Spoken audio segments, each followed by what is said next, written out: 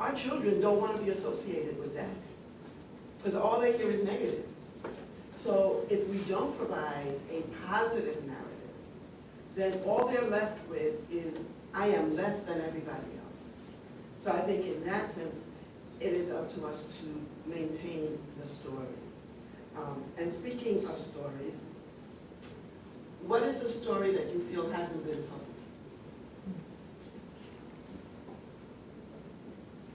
I think that the story that it hasn't been much told is what I was referring to before, people, newcomers, who belong to groups that we either view or we know might be in fact much better integrated and have been allowed to rise or have had already worked through a lot of the hurdles of being accepted, and thinking that just being part of that group doesn't come with difficulties. Now, when I say that, I want to make sure, I want to clarify and make sure that I do convey the right value.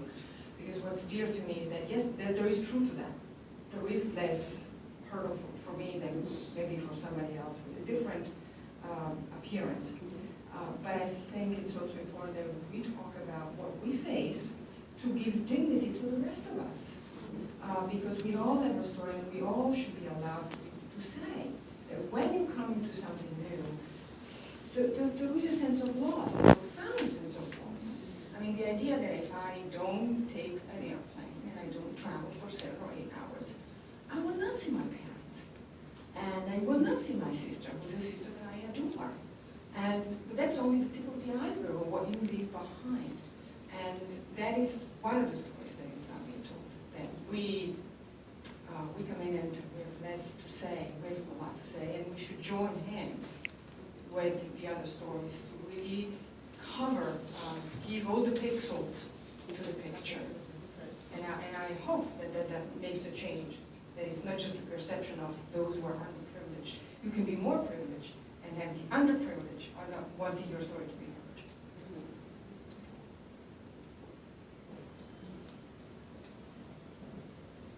What hasn't been heard in the immigrant narrative, perhaps it exists, but I would love to see Haitian women's erotica. Happy to edit an anthology on it. Not that I've written any, but I would.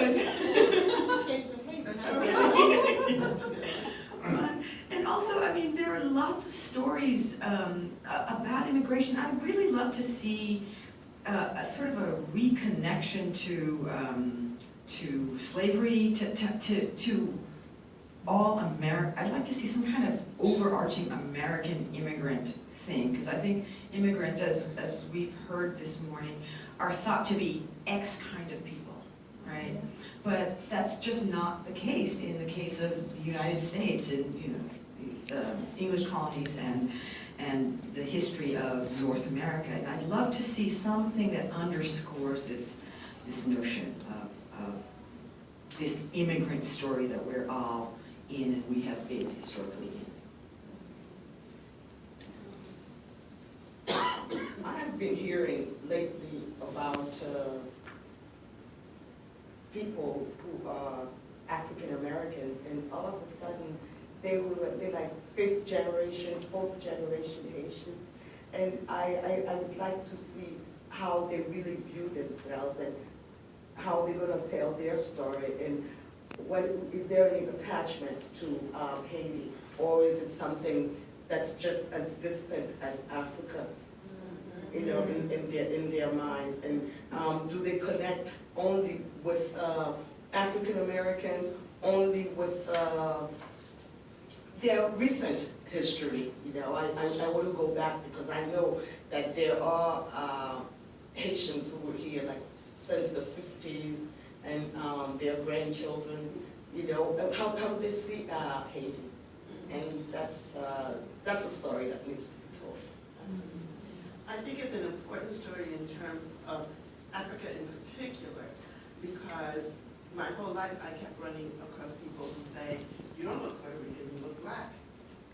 And this concept of you have to pick one or the other is just, it makes my blood boil, quickly followed by, you speak so well. As a surprise.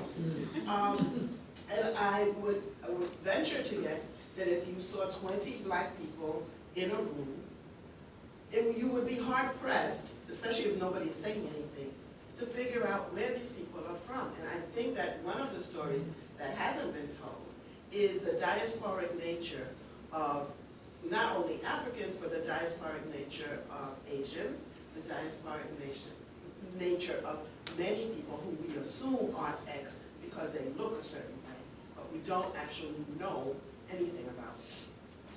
Okay, that's my soapbox.